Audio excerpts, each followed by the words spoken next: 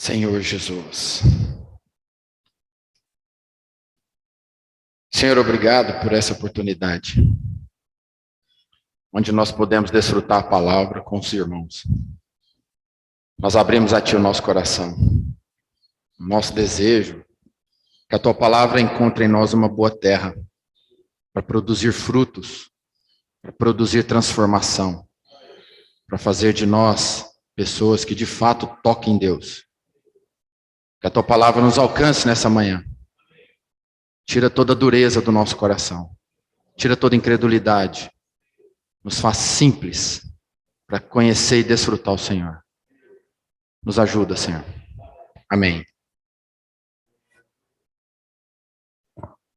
Irmãos, vamos abrir a palavra em Salmos, capítulo 136. E eu queria pedir a ajuda dos irmãos para a gente ler esse capítulo todo. Eu vou ler a primeira parte e os irmãos leem para mim aí, porque a sua misericórdia dura para sempre. Tá? Salmo 136. Rendei graças ao Senhor, porque Ele é bom. Dura para sempre. Rendei graças ao Deus dos céus, ao Deus dos deuses. Rendei graças ao Senhor dos senhores, ao único que opera grandes maravilhas, àquele que com entendimento fez os céus, àquele que estendeu a terra sobre as águas, àquele que fez os grandes luminares, o sol para presidir ao dia, a lua e as estrelas para presidirem à noite. Aquele que feriu o Egito nos seus primogênitos e tirou a Israel do meio deles, com mão poderosa e braço estendido. Aquele que separou em duas partes o Mar Vermelho, e por entre elas fez passar a Israel. Mas precipitou no Mar Vermelho a Faraó e ao seu exército. Aquele que conduziu o seu povo pelo deserto. Aquele que feriu grandes reis. E tirou a vida a famosos reis. A Seom, rei dos amorreus. E a Og, rei de Bazã. Cujas terras deu em herança. Em herança a Israel, seu servo. A quem se lembrou de nós em nosso abatimento e nos libertou dos nossos adversários e dá alimento a toda a carne. Oh, tributai louvores ao Deus dos céus, porque a sua misericórdia dura para sempre. Amém. Cansaram, irmãos? Porque a sua misericórdia dura para sempre. Por que será que o Espírito Santo registrou isso 26 vezes? Podia ter falado assim, rendei graças ao Deus dos deuses, dai graças ao Senhor, ao único que opera grandes milagres, aquele que deu entendimento, fez os céus, o que estendeu a terra, e no final colocar, porque a sua misericórdia dura para sempre. Não seria mais enxuto? Interessante esses detalhes na palavra de Deus. Por que o Espírito Santo registra 26 vezes aqui, nos 26 versículos? Porque a sua misericórdia dura para sempre. Quando você olha a palavra de Deus, tem umas coisas que eu acho interessante que o Senhor faz. Por exemplo, Números, capítulo 7 de Números, o capítulo todinho de Números 7. Ele tem 89 versículos. E Números, como o próprio nome do livro já fala, é números. É um livro que fala de números, de numerais, de quantidade de um monte de coisas. E quando você vai nesse capítulo, são 89 versículos. Aqui em Números 7, existem 12 príncipes que apresentam as suas ofertas. Um em cada dia. Então são 12 dias. E é interessante que as ofertas dos 12 príncipes são idênticas. É a mesma oferta. E a Bíblia registra todas elas 12 vezes. Você vem aqui no capítulo 7 de Números, no versículo 12, fala assim: o que, pois, no primeiro dia apresentou a sua oferta foi Naasson, filho de Aminadab, pela tribo de Judá. Aí vem no 13. A sua oferta foi um prato de prata, do peso de 130 ciclos, uma bacia de prata de 70 ciclos, aí começa. Segundo o ciclo do santuário, ambos cheios de flor de farinha, amassada com azeite para ofertas de manjares. E ele vai. O versículo 18 fala assim: no segundo dia fez a sua oferta Natanael, filho de Zuar, príncipe de Issacar. Aí vem no 19. Como sua oferta apresentou um prato de prata do peso de 130 ciclos, uma bacia de prata de 70 ciclos, segundo o ciclo do santuário, ambos cheios de flor de farinha, amassada com azeite para oferta de manjares. Aí você vai no versículo 24. No terceiro dia, chegou o príncipe dos filhos de Zebulon, Eliabe, filho de Elon. A sua oferta foi um prato de prata do peso de 130 ciclos, uma bacia de prata de 70 ciclos e assim por diante. O versículo 30, no quarto dia chegou o príncipe e ele apresenta a mesma oferta. Versículo 36, no quinto dia, o príncipe dos filhos de Simeão e ele apresenta a mesma oferta. No 42, no sexto dia, chegou o príncipe dos filhos de Gade e apresenta a mesma oferta. No 48, o sétimo dia. No 54, o oitavo dia, que é o oitavo príncipe. No versículo 60, no dia nono. No versículo 66, no 10º dia. No versículo 72, no dia 1/10. No versículo 78, no 12º dia. Vem outro príncipe e apresenta a mesma oferta. E o Espírito Santo registrou isso aqui 12 vezes, em 89 versículos. Nós acabamos de ler aqui Salmo 136, onde o Senhor registrou 26 vezes, porque a sua misericórdia dura para sempre. Mas eu acho isso tão bonito. Eu acho isso tão interessante. A gente é econômico, né? Nós somos econômicos, nós somos assim, enxutos em muitas coisas. E você vê o Espírito Santo registrando oferta por oferta. Ah, mas é a mesma coisa, podia citar os 12 príncipes e falar a oferta. Não, ele cita um príncipe e a oferta, cita o outro e a oferta. Um por um. O Senhor faz questão de registrar cada oferta dos seus filhos. Não importa se ela seja repetida. Ele faz questão de registrar cada oferta dos seus filhos. E ele registra 12, que é um número, nós sabemos, que é um número completo. E aqui no Salmo 136, apresenta questões positivas, que fala assim, por exemplo, rendei graças ao Senhor dos senhores, aquele que estendeu a terra sobre as águas, aquele que fez os grandes luminares, a lua, as estrelas, aquele que conduziu o seu povo, tudo coisa positiva, mas também apresenta coisas negativas, aquele que feriu o Egito nos seus primogênitos, aquele que tirou a vida de famosos reis. Ele apresenta questões positivas e negativas, mas em ambas as situações, a sua misericórdia dura para sempre. Não interessa o que você está passando, a situação da sua vida, se você está no momento positivo ou se você está no momento negativo. A misericórdia do Senhor dura para sempre. E ela entra vida dentro, ela invade a nossa vida, independente do que você está vivendo. O importante que eu preciso guardar no coração é isso, que a misericórdia do Senhor dura para sempre. O Senhor repete isso, repete, para que a gente possa aprender. Para que isso fique fixado em mim. Você vê em Filipenses 3:1, Paulo fala: quanto ao mais, irmãos meus, alegrai-vos no Senhor. A mim não me desgosta, e é segurança para vós outros que eu escreva as mesmas coisas. Paulo fala assim: não, para mim não é desgosto nenhum, não tem problema. É segurança para vocês que eu escreva as mesmas coisas. Se precisar falar isso aqui 20 vezes, 50 vezes, eu falo. Se precisar registrar isso aqui, eu registro quantas vezes for necessário. Para mim não é desgosto nenhum, para você é segurança. É isso que Paulo está falando. Você percebe por que o Senhor registra um fato várias vezes?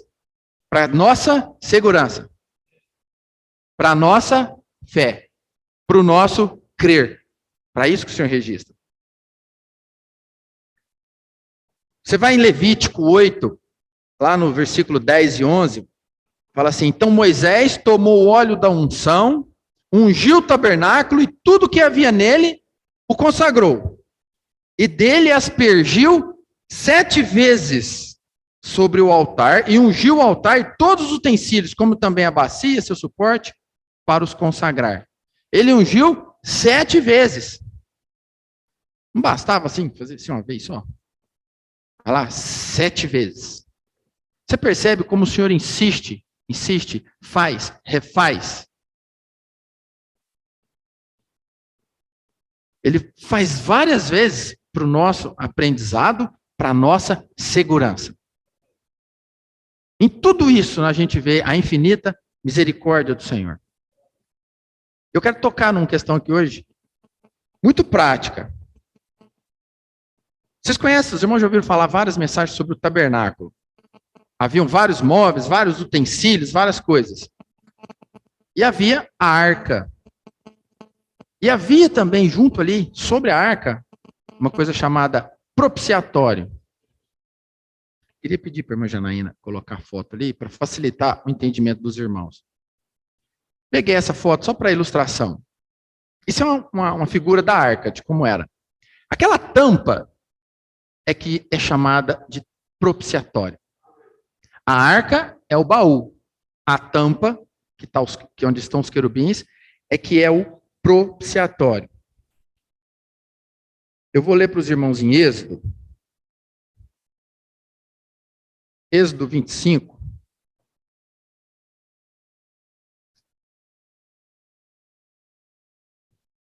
A partir do versículo 17.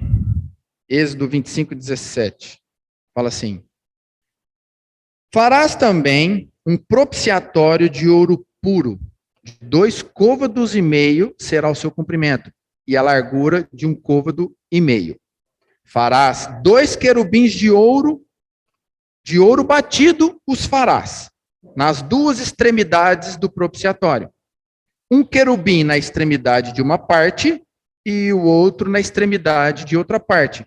De uma só peça, com o propiciatório, fareis os querubins nas 2 extremidades dele. Os querubins estenderão as suas asas por cima, cobrindo com elas o propiciatório. Estarão eles de faces voltadas, uma para a outra, olhando para o propiciatório. Pois porás o propiciatório em cima da arca, e dentro dela porás o testemunho que eu te darei. Ali virei a ti, e de cima do propiciatório, no meio dos 2 querubins que estão sobre a arca do testemunho, falarei contigo acerca de tudo o que eu te ordenar para os filhos de Israel. Pode voltar a figura, por favor. Aqui você vê onde o Senhor estabeleceu isso. Ali, ó, os 2 querubins, com as asas cobertas, cobrindo o propiciatório, olhando para baixo, um de frente para o outro, porém olhando para baixo. Sobre eles, o Senhor viria e falaria a Moisés e ao povo. Era ali, ó, ali, naquele lugar, onde Deus vinha e falava com o povo. É isso que Deus estabeleceu aqui em Êxodo. Ele falou assim: ali virei a ti. E de cima do propiciatório, no meio dos querubins que estão sobre a arca, falarei contigo. Era ali, irmãos, naquele lugar. Deus, como que Deus poderia habitar nessa terra, no meio de um monte de gente pecadora? Deus precisava de um lugar para manifestar, para falar com o homem. Ele vinha lá naquele lugar. Ele vinha ali, sobre o propiciatório. Interessante, irmãos, que de tudo que tinha no tabernáculo, só tinha 2 peças que eram de ouro maciço, ouro batido. Uma era o candeeiro e a outra a tampa, o propiciatório. Os querubins, toda aquela tampa, aquilo era uma única peça de ouro batido. A arca, ela era de madeira revestida de ouro. 100% divina e 100% humana, a divindade de Cristo. 100% homem, 100% Deus. Agora, a tampa, que é o propiciatório, 100% ouro. Os querubins ali, tudo de uma única peça composta. Então, só tinha esses 2 utensílios que eram feitos de ouro. 100% ouro, que era o candeeiro e a tampa do propiciatório. Eu vou ler também de novo aqui, 37 dias. Capítulo 37, versículo 6. Eu vou ler, só estou lendo alguns versículos para depois eu desenvolver melhor o raciocínio, irmão. Êxodo 37, 6. Fez também o propiciatório de ouro puro. De 2 côvados e meio era o seu comprimento, e a largura de 1 côvado e meio. Fez também 2 querubins de ouro batido os fez, nas 2 extremidades do propiciatório.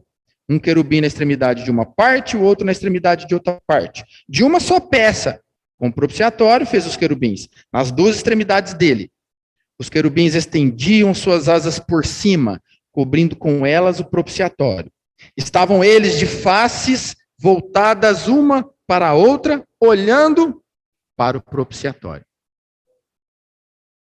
Então, o propiciatório não era apenas uma cobertura, ele não era apenas uma tampa de um baú, não era só isso. Não era só a tampa da arca, mas o propiciatório era o lugar onde os pecados eram cobertos. Por isso era chamado de lugar da propiciação. Propício. Se você pegar a Bíblia em inglês e ler esse versículo aí, essas porções que falam do propiciatório, você vai encontrar a palavra mercy seat, que significa assento de misericórdia. É um lugar de assento, de assentar. É um assento de misericórdia. Aquela tampa lá em cima ali, daqueles querubins, era um assento de misericórdia. E quando fala em assento, faz referência a trono. Lá em Isaías 37:16 fala assim: ó Senhor dos exércitos, Deus de Israel, que está entronizado acima dos querubins. Quando fala entronizado acima dos querubins, está se referindo àqueles querubins da tampa do propiciatório, ali do propiciatório. Se fala entronizado, é porque tem um trono. É o tal do assento de misericórdia. Existe um trono ali, irmãos, de misericórdia. É isso que significa aquela parte do propiciatório. O Salmo também 99:1 fala: reina o Senhor, tremam os povos. Ele está entronizado acima dos querubins. Ele está sentado no trono, que é o assento de misericórdia. Para estar entronizado, ele precisa de um trono. Por isso que em Hebreus 4:16, você tem toda a confiança para achegar-se confiadamente junto ao trono da graça. Para quê? A fim de receber o quê? Misericórdia e acharmos graça para a ocasião oportuna. Esse trono, hoje, ainda é assento de misericórdia. E aí, quando você vai em Êxodo, você vê o que foi colocado na arca, foi colocado os varais, né, para conduzir. Dentro da arca foi colocado o maná, a vara de Arão e a lei. As tábuas da lei foram guardadas ali. Levítico 16. Levítico 16, 2. Diz assim: Então disse o Senhor a Moisés: Dize a Arão, teu irmão, que não entre no santuário em todo o tempo para dentro do véu diante do propiciatório que está sobre a arca, para que não morra, porque aparecerei na nuvem sobre o propiciatório. Versículo 12. Versículo 14. Tomará do sangue do novilho e com o dedo espargirá sobre a frente do propiciatório e diante do propiciatório espargirá 7 vezes do sangue com o dedo. Depois imolará o bode da oferta pelo pecado que será para o povo e trará o seu sangue para dentro do véu e fará com o seu sangue como fez com o sangue do novilho, espargi-lo-á no propiciatório e também diante dele. Assim fará expiação pelo santuário por causa das impurezas dos filhos de Israel e das suas transgressões e de todos os seus pecados. Da mesma sorte fará pela tenda da congregação que está com eles no meio das suas impurezas. Número 7 e o último versículo, 89. Número 789. Quando entrava Moisés na tenda da congregação para falar com o Senhor, então ouvia a voz que lhe falava de cima do propiciatório que está sobre a arca do testemunho, entre os 2 querubins, assim lhe falava. Por esses versículos, você vê que ali era o lugar de encontro com Deus. Por esses 2 versículos, você vê que ali era o lugar onde Deus dava para Moisés a direção, a palavra, o conhecimento, o caminho, como fazer, o que fazer, se é sim, se é não. Ali era onde Deus se comunicava com o povo. Se você tirasse ali a arca, acabou. Não tinha mais nenhum lugar onde Deus pudesse falar com o povo. E ele falava sobre o propiciatório. Lembrando, irmãos, propiciatório significa satisfazer. Propiciatório significa agradar. Propiciar significa apaziguar. Tá? É isso que quer dizer a palavra propiciatório. Por isso que quando Deus vinha ali, ele via o quê? Ele via o sangue que o sacerdote havia jogado. Então ele via que a morte já havia acontecido. Ele se dava satisfeito e ali ele poderia se comunicar com o povo. Isso era em cima da arca. Vamos lá. Quando você olha essa questão do tabernáculo, você vê quantas figuras tem ali. Tinha no tabernáculo vários móveis, mas tinha um móvel que não havia lá. Até perguntei para a Denise, você sabe qual móvel que não tinha dentro do tabernáculo? Era cadeira. Não havia cadeiras no tabernáculo. Tinha mesa, altar, candelabro, espevitadeira, um monte de coisa. Mas cadeira não tinha. Não havia nenhuma cadeira lá. Sabe por quê? Porque os sacerdotes não tinham terminado a obra. Cadeira é para sentar e descansar, né? Ah, já fiz. Acabou, deixa eu sentar. Lá não tinha terminado a obra. Ninguém se assentava. Quem estava servindo, os sacerdotes no santo lugar, o sumo sacerdote no santo dos santos, não sentava, porque não tinha terminado a obra ainda. Entendeu? Nunca nenhum sacerdote terminou essa obra. Somente um sumo sacerdote, um dia, terminou essa obra. E lá em Hebreus 1, versículo 1, capítulo 1, versículo 2, fala assim: nesses últimos dias, nos falou pelo Filho, a quem constituiu o herdeiro de todas as coisas, pelo qual também fez o universo. Ele que é o resplendor da glória e a expressão exata do seu ser, sustentando todas as coisas pela palavra do seu poder. Agora, depois de ter feito a purificação dos pecados, assentou-se à direita da majestade nas alturas. O único que fez a purificação de uma vez por todas e assentou-se foi Cristo. O sacerdote ia lá, jogava sangue e cobria os pecados. Você percebe que ninguém mais poderia se assentar ali. Somente o Senhor que assentou, porque ele cumpriu. Interessante que naquela época o pecado era coberto. Cristo não cobriu os nossos pecados. Ele removeu os nossos pecados. Ele tratou, ele perdoou, ele limpou, ele não foi coberto. Por isso que o sacerdote só cobria, o sangue apenas cobria. Ele não terminava nunca. Amanhã, depois, estava pecando de novo. Tinha que cobrir no outro dia ou no outro ano, era assim. Uma vez por todas, Cristo resolveu o problema. E agora ele assenta. Por isso que ali sobre os querubins é um trono de misericórdia. É um local onde ele se assenta. Cristo purificou ali de uma vez por todas. Então a arca, naquela época, indicava a habitação de Deus entre os homens, a habitação de Deus na terra.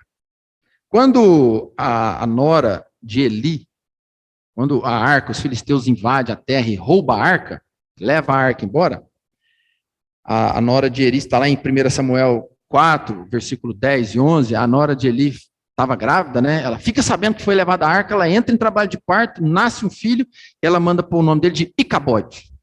O que significa? Foi-se a glória do Senhor. Ela sabia que ao levar a arca, acabou. A glória do Senhor foi embora.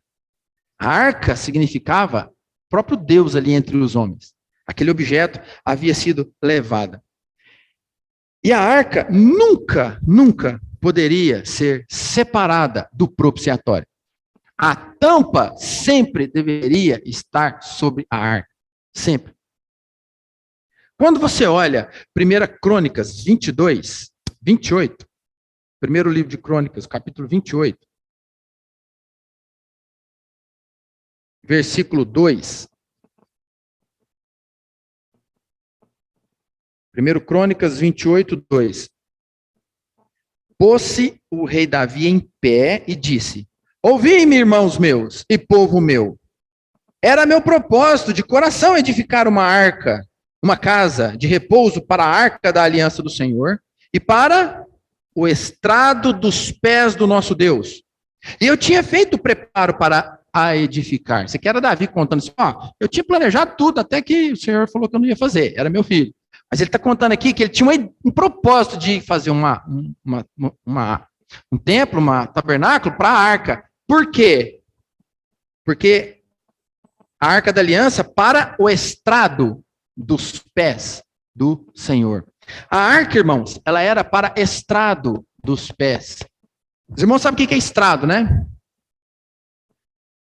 Quando você vai, assim, alguns armazéns, esses atacadões aí, você olha assim, tudo, aquelas mercadorias estão tudo em cima de um estrado, eles não ficam no chão. Tem um pallet, tem um negocinho ali de uns 15 centímetros, 20 centímetros, para colocar as coisas em cima. A função do estrado, por um lado, é isolar do chão. E a função do estrado também, por outro, é para dar descanso para os pés. Não toca no chão.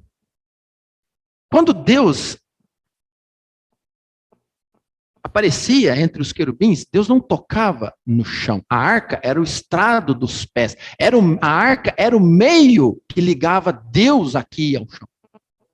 Quem é a arca? Cristo. Quem que trouxe Deus para nós? Cristo. Quem que liga o homem a Deus? Cristo. Deus pode vir aqui falar comigo? Não. Eu caio morto. Quem que tem que vir? Cristo. Quem veio? Cristo. Naquela época, Cristo era a arca. E sobre a arca tinha ali a morte, o derramamento de sangue. Para poder dar para Deus satisfação e descanso. Era a forma de Deus descansar. Ficava acima do nível do chão.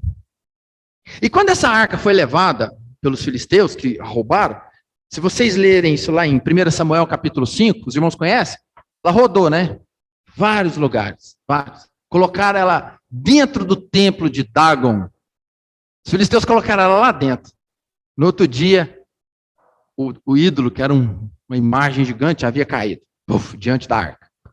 Aí eles chegaram lá, levantaram aquela estátua do ídolo deles, largou lá mais uma noite. No outro dia, ele tinha caído de novo e tinha quebrado a cabeça no limiar da escada.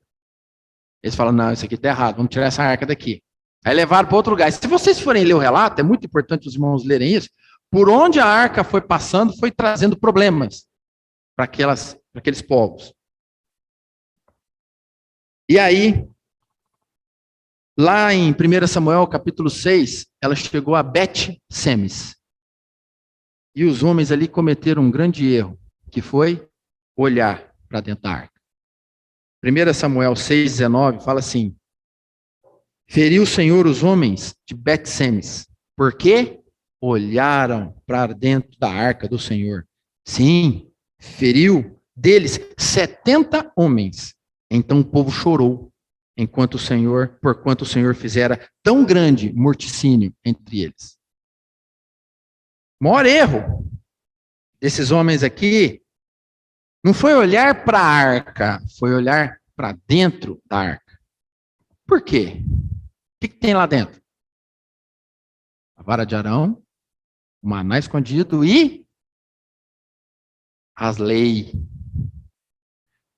Irmãos, quando você tira, para você olhar dentro da arca, o que você tem que tirar? Tem que tirar a tampa, né? Para você olhar dentro da arca, você tem que tirar o propiciatório. Para você olhar para a lei, você tem que tirar Cristo. Quando você encara a lei de frente, você é fulminado. Quando você tira o sangue de Cristo, você é fulminado. Eles olharam e encararam a lei. Tiraram o favor de Deus. Tiraram a misericórdia. Deixa eu olhar para a lei. O que acontece? Morre. Você percebe que figura linda que é essa aí? É apenas um móvel, um utensílio cheio de riqueza, cheio de significado. Hoje, irmãos, não é diferente. Hoje ele não está aqui na terra mais como um móvel. Quando você olha isso, nós cantamos aqui hoje sobre a misericórdia, né? Até o Luiz leu o versículo, eu achei bonito esse versículo, no finalzinho fala assim: o Senhor não retém a sua ira para sempre, porque tem prazer na misericórdia. Quando você remove hoje a misericórdia do Senhor, só sobra uma coisa: a justiça e a morte. Quem de nós aqui é capaz de ficar em pé? Tira a misericórdia de cena. O que acontece? Sou fulminado. Nós só... Leu também, né? As misericórdias do Senhor são a causa de nós não sermos consumidos. Se eu tirar o propiciatório, sobra lei. O que acontece comigo? Morro, acabou. Você só está aqui hoje por causa da misericórdia do Senhor. Nós só estamos desfrutando, Senhor, nós só podemos partir o pão, nós só estamos vivendo dia a dia por causa da misericórdia do Senhor. Não significa também que se eu morrer amanhã é porque o Senhor deixou de ser misericordioso, não. O Senhor apenas vai continuar sendo misericordioso conosco na eternidade. Mas a misericórdia dele dura para sempre. Você percebe isso, irmãos? O povo de Bet-Semes cometeu um erro grande que foi remover o favor de Deus, foi remover o sangue de Cristo, foi remover ali da frente o trono de misericórdia e encarou de frente a lei. Quem fizer isso, morre. Aí talvez você pense, mas eu vou morrer fisicamente. Não estou falando de morrer fisicamente, não. Você morre na sua jornada com o Senhor, na sua caminhada aqui nessa terra, quando você começa a se tornar alguém legalista. Ontem na mensagem nós compartilhamos sobre a parábola do bom samaritano, doutor da lei, né, o levita, o sacerdote. Nada daquilo serviu para ajudar o miserável que estava caindo ali. A lei mata, porém a lei é boa, santa, perfeita e agradável. Mas aonde que tem que estar a lei? Dentro da arca, dentro de Cristo. Se eu tirar a lei de Cristo, irmãos, eu estou morto. Por isso, Cristo cumpriu a lei. Qual é o fim da lei? Cristo.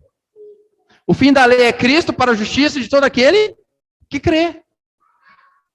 A lei continua sendo santa? Claro. Continua sendo pura? Claro.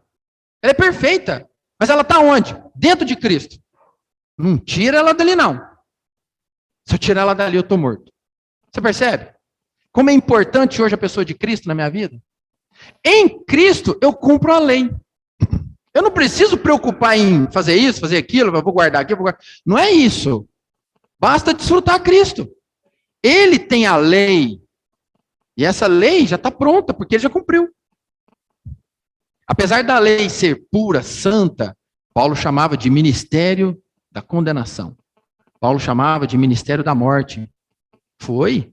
Nós sabemos que foi. Os irmãos conhecem a história, lê o Velho Testamento, você vai ver. Bastava sair um pouquinho da linha. Apedrejamento, morte. Mas aí veio Cristo, cumpriu, guardou a lei, absorveu a lei, terminou nele a lei, e hoje ele se tornou o Espírito e está dentro de você. Então hoje ele pode, por meio da sua misericórdia, manifestar essa vida a todos que estão à nossa volta. E nós podemos desfrutar disso. Você vê também quando a arca, o Davi quis trazer a arca no carro, de boi. Tudo errado. Os irmãos viram a foto ali, aquele varal era para carregar a arca. Tem os varais que eram colocados na arca, aquilo era para ser carregado aonde? No ombro. Mas Davi mandou trazer num carro de boi, e aí Uzá foi atrás do carro, assim, olhando a arca, de repente o boi tropeça, a arca balança, Uzá põe a mão e segura a arca. O que é que acontece? Morre. Você vê, o Senhor não precisa da minha força para manter o seu testemunho. O Senhor não precisa da minha capacidade para sustentar o testemunho dele. Uzá significa força. Aquela metralhadora, Uzi, já ouviram falar? Ela é israelense. E ela tem esse nome porque Uzá significa força. E o princípio da raiz daquele nome é força. É uma metralhadora muito forte. É uma das melhores metralhadoras que Israel já fez. Uzi vem dessa questão de força. Uzá era força. Quer dizer, traz a figura. Isso tudo é uma grande figura para a nossa realidade de vida hoje. A minha força não serve para nada. Para sustentar a arca, para sustentar Cristo, para sustentar o testemunho. A minha força natural é problema. Eu preciso de Cristo. Ele é que tem. A verdade não precisa de proteção. Ela por si só prevalece. Percebe? Então, quando Davi traz daquela forma, tudo errado. Davi se arrepende. Passa, aí ele chama os príncipes e fala, ó, nós erramos. Tem que ser os levitas. Uzá não era um levita. Tem que ser o levita. Vamos fazer direito agora. Aí é uma festa, né? Aí eles colocam a arca sobre os ombros, eles vão andando, faz um sacrifício, anda mais um pouco, faz um sacrifício. Aí sim, trouxeram a arca da maneira correta. Quando você olha isso, você fala, ó Senhor, que essa figura não seja apenas uma história, mas seja uma realidade para mim, sabe?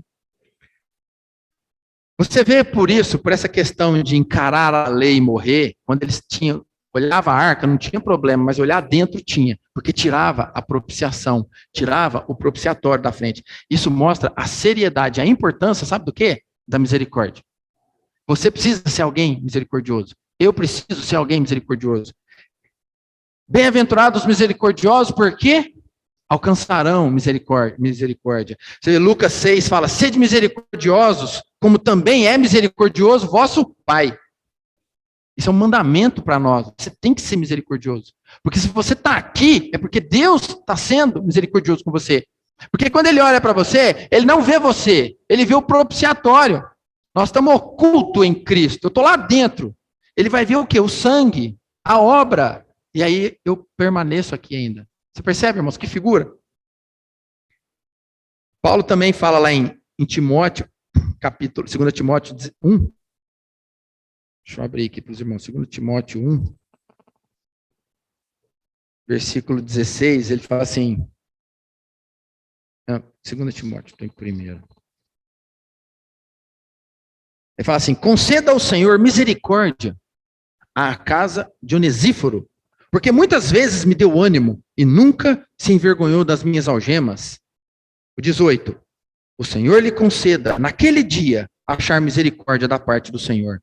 E tu sabes, melhor do que eu, quantos serviços me prestou ele em Éfeso.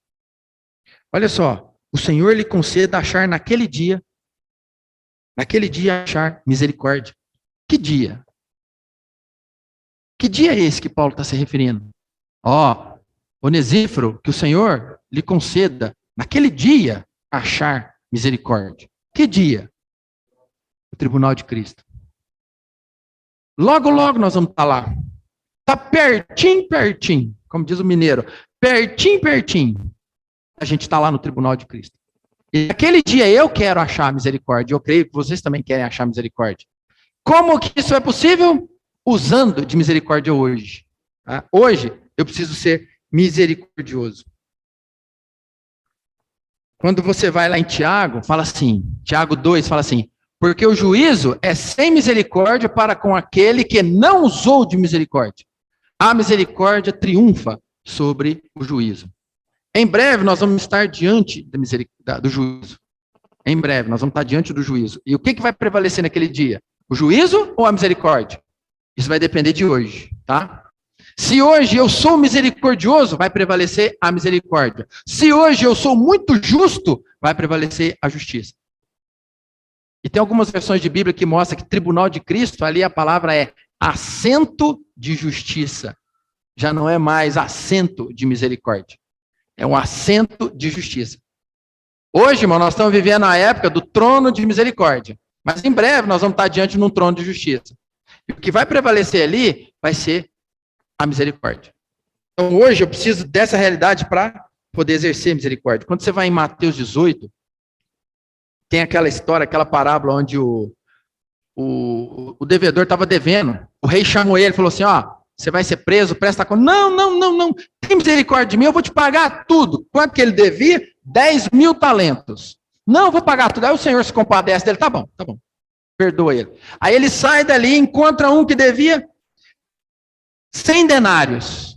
Ele devia 10.000 talentos e foi perdoado. Aí ele encontrou um que devia para ele 100 denários. Ele pega os... Não, você vai me pagar. O cara, não, eu vou te pagar. Você tranca ele na prisão. Não perdoa ele de jeito nenhum. Aí essa informação chega lá no rei. A hora que o rei fica sabendo, mas eu usei de misericórdia com ele, ele não perdoa o outro. Pega ele e prende ele também. Irmãos, a palavra ela é cheia de exortação para nós quanto a isso. Ela é rica de detalhes quanto à misericórdia. Isso é a figura de que Cristo me perdoou e eu não perdoo o irmão. Qual é a dívida que eu tinha com Cristo? Gigante. Eu jamais poderia pagar. E qual a dívida que o irmão tem comigo? É muito grande. Não. Não existe dívida nenhuma que o irmão possa ter com o outro capaz de que você não seja capaz de perdoar. E eu não seja capaz de perdoar. Você percebe? Então, se eu hoje usar de misericórdia, em breve o Senhor vai ser misericordioso comigo. O contrário também é verdadeiro. Tá? O que nós aprendemos com tudo isso, irmãos? Olha só, essas tábuas da lei que foram colocadas dentro da arca, elas são aquelas segundas tábuas. Por quê? Porque a primeira, o que aconteceu com a primeira? Moisés quebrou. Moisés subiu no monte, Deus escreveu lá com Deus, Moisés desceu, na hora que viu aquela bagunça no arraial, ele pega e quebra tudo. Então, as primeiras tábuas, Moisés quebrou. Aí depois ele sobe no monte de novo, Deus escreve as tábuas. Essa aí é a que foi preservada, que ele colocou dentro da arca. Isso mostra que as primeiras tábuas da lei foram quebradas pelo homem. O homem quebra tudo, o homem não consegue manter nenhuma aliança. As primeiras tábuas da lei o homem quebra, mas as segundas tábuas da lei, onde que elas estão preservadas? Em Cristo. Dentro da arca. Essas sim estão preservadas. Você percebe? A segunda tábua está preservada em Cristo. A sua segurança hoje está, sabe em quem? Cristo. Ele que está preservando a lei. E ele que está fazendo aquela representação entre nós e Deus. Por isso que Salmo 40, versículo 8 fala: agrada-me fazer a tua vontade, ó Deus meu. Dentro em meu coração está a tua lei. Hoje, a lei está gravada nos nossos corações. Cristo guardou a lei, cumpriu a lei e é o fim da lei. Pronto. E ele fez isso para nos propiciar diante de Deus. Lá em 1 João capítulo 2, 1 João 2, versículo 1 fala assim: meus filhinhos, estas coisas vos escrevo para que não pequeis. E se alguém pecar, temos um advogado para com o Pai, Jesus Cristo, o justo. Ele é a propiciação pelos nossos pecados. E não somente pelos nossos, mas também pelos de todo mundo. É isso que Cristo é, aquela tampa da arca. Ou seja, ele é o propiciatório. Ou seja, Cristo foi propício a nós. Você vê que como isso casa, né? Como você vê a justiça, a graça, a justiça e a misericórdia, a lei, a verdade, tudo ali se juntando na pessoa de Cristo. Cristo, ele tem toda a justiça, ele atendeu tudo, ele é correto, tudo certo. Mas por outro lado, ele é misericordioso, ele é graça, ele é amoroso. Como que concilia isso? Só Cristo. Só Cristo. Ele morre para cumprir a lei e a justiça, ressuscita para dar vida para cumprir a misericórdia e o amor dele. Esse é o nosso Cristo.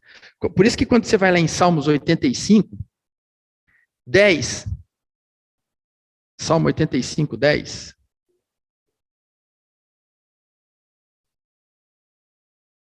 diz assim: encontraram-se a graça e a verdade, a justiça e a paz se beijaram. Isso aqui é na pessoa de Cristo. Encontraram-se a graça e a verdade, a justiça e a paz se beijaram. Graças a Deus por Cristo. Ele fez toda essa união, sabe? Essa junção entre a justiça e a graça, a misericórdia e a lei. Irmãos, o propiciatório, ele tinha a mesma medida da arca, igualzinho, nem mais nem menos.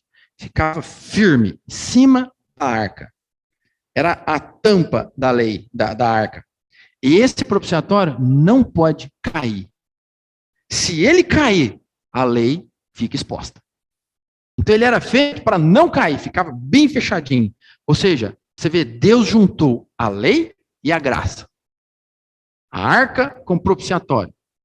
Tudo ali dentro. Tem a lei, as tábuas da lei. Isso tudo hoje, em realidade, você vê na pessoa de Cristo. Por isso que Paulo fala em Romanos 3:26. Paulo fala isso assim, você vai tocando na realidade que Paulo tinha. Ele fala assim, tendo em vista a manifestação da sua justiça no tempo presente, para ele mesmo ser justo e o justificador daquele que tem fé em Jesus. Cristo é o justo e Cristo é o justificador daquele que tem fé em Jesus. Cristo é aquele que, por um lado, é a própria lei, tem a lei nele, cumpriu tudo, mas por outro lado é aquele que justifica, que perdoa e que exerce misericórdia. De quem? Daquele que tem fé em Jesus. Ele é justo? Sim. Ele é justo, mas as tábuas da lei estão lá. Mas ele é justo, sim. Ele pagou o preço? Pagou. Ele cumpriu tudo? Cumpriu. Ele se expôs à maldição da lei. E Cristo nos resgatou. Ele pagou a dívida. Cristo não pagou o nosso... Você sabia que Cristo pagou um resgate? Se alguma vez você se perguntou para quem que Cristo pagou esse resgate? Ele nos resgatou. Para quem que Cristo pagou esse resgate? Às vezes você pensa assim, ele pagou para o diabo. Resgatou de Satanás. Você já viu quando o bandido rouba um carro? Aí depois ele te liga e fala, ó, se você quiser o carro de volta, você me paga aí X valores. Você está pedindo um resgate, não é isso? Aí a gente fica assim, eu vou arrumar um dinheiro para pagar para ele me devolver o bem. Se eu estiver pagando, eu estou reconhecendo que ele é dono. E ele não é dono, ele é ladrão. Ele me roubou. E quando a gente fala que Cristo nos resgatou, ele pagou o resgate, pagou. Para quem que ele pagou o resgate? Não foi para Satanás. Ele não pagou o resgate para Satanás. Aí você vai falar, então ele pagou para Deus. Não, ele não pagou para Deus. Sabe para quem que ele pagou o nosso resgate? A lei. Cristo te resgatou da lei. Gálatas 3:13. Cristo nos resgatou da maldição da lei, fazendo-se ele próprio maldição em nosso lugar. Porque está escrito, maldito todo aquele que for pendurado em madeiro. Você foi resgatado de quem? Da lei. Nós estávamos presos, era na lei. Ai de mim se eu saísse fora. Cortava, matava. Cristo nos resgatou da lei. O Senhor pagou esse resgate, foi para a lei. Irmãos, com isso aqui que eu compartilhei com os irmãos, o desejo do meu coração era para os irmãos tocar na misericórdia de Deus, sabe? Tocar no amor que Ele tem com vocês. Todas essas figuras, tudo isso vem lá do início da palavra de Deus. Tudo isso visa Tudo isso visa nos ensinar que a sua misericórdia dura para sempre. E o quanto ela é prática na sua vida. Tudo isso, todas aquelas figuras do tabernáculo, toda aquela realidade, hoje está numa pessoa que é Cristo. E essa pessoa está em você. Hoje é domingo, amanhã começa mais uma semana. Talvez você tenha aí receio, mais uma segundona pela frente, mais problema, mais dificuldade. É isso, é aquilo. Senhor, vem ser minha força, vem ser minha paz. É isso mesmo, o Senhor vai ser tudo isso para você. O Senhor tem tudo que você precisa. Ontem, na parábola do samaritano, nós vimos, o Senhor te levou para onde? Para uma hospedaria. E ele falou assim, ó, tudo que ele precisar, aí você pode, né? Pode custear. Se alguma coisa a mais, se você gastar, eu quando voltar vou te indenizar. Ou seja, o Senhor deu tudo que a gente precisa. Você tem tudo que você precisa para viver nessa terra. Viver como? Expressando. Viver crendo. Nós temos tudo que Deus nos deu. Então não viva debaixo da mentira do diabo, não. Tá? Não viva debaixo de acusação, não. Não fica dando ouvido para Satanás, não. Ele vai mentir na sua cabeça, ele vai falar que você vai morrer de Covid. Ele vai falar que você vai morrer de doença, ele vai falar que você vai morrer disso, ele vai falar que você vai perder o emprego, ele vai falar que vai acontecer isso com você, ele vai falar um monte de coisa com você. Não crê nisso, não. Nós temos que crer na palavra e no Senhor. Né? Quando você olha toda essa figura, Senhor, tudo isso é para mim, tudo isso é por mim, tudo isso foi para me alcançar. Na parábola do samaritano, você vê, o samaritano seguiu o seu caminho, aproximou-se. O Senhor se aproximou de você. Para quê? Para te salvar e largar você para lá? Não. Não é para isso, ele te aproximou para te transformar, para te tornar filho e para dia a dia te suprir com a graça, a vida, a misericórdia. É isso. Então, quando Satanás vier com mentira na sua mente, lembre-se de que o Senhor tem uma misericórdia que dura para sempre.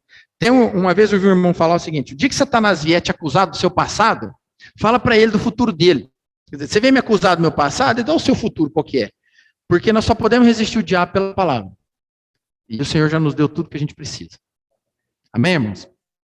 Eu queria só fazer uma oração para a gente terminar. Vamos só fechar os nossos olhos. Senhor, eu te agradeço por tua palavra, que é rica. Tua palavra traz para nós o quanto o Senhor nos ama. Tua palavra fez questão de registrar várias vezes para o nosso aprendizado. Também registrou várias vezes para a nossa segurança. Senhor, muito obrigado. Nós queremos ter segurança na palavra. Nós queremos crer na palavra. Nós queremos continuar confiando e desfrutando da palavra. O Senhor possa nos guardar de toda acusação do maligno, de toda distração que Satanás quer jogar sobre nós. O Senhor perdoa os nossos pecados. Se nós não temos crido como deveríamos, nos perdoa. E ajuda-nos na nossa falta de fé. Nós queremos tocar nessa realidade de ser salvo. Nós só estamos aqui porque as suas misericórdias se renovaram nessa manhã conosco. E o Senhor nos permitiu estarmos de pé. Oh, Senhor Jesus, visita a tua igreja. Visita os lares dos irmãos. Visita cada coração. O Senhor vem trazer paz e segurança para cada um de nós. Nós queremos prosseguir com confiança. Porque sabemos que o Senhor está justificando o nosso dia, nossa pessoa dia a dia. O Senhor é a propiciação para nós. O Senhor nos tornou propícios de volta a Deus. Aquele véu foi rasgado. O caminho que tinha um querubim protegendo foi aberto novamente. E hoje nós podemos chegar com confiança até esse trono da graça, até esse lugar de misericórdia. Como queremos mais disso? Que isso seja real no nosso viver. E que ao ser inundado por essa misericórdia, que o Senhor possa transbordar misericórdia por meio de nós. Que essa misericórdia alcance a todos à nossa volta. Jesus é o Senhor. Amém.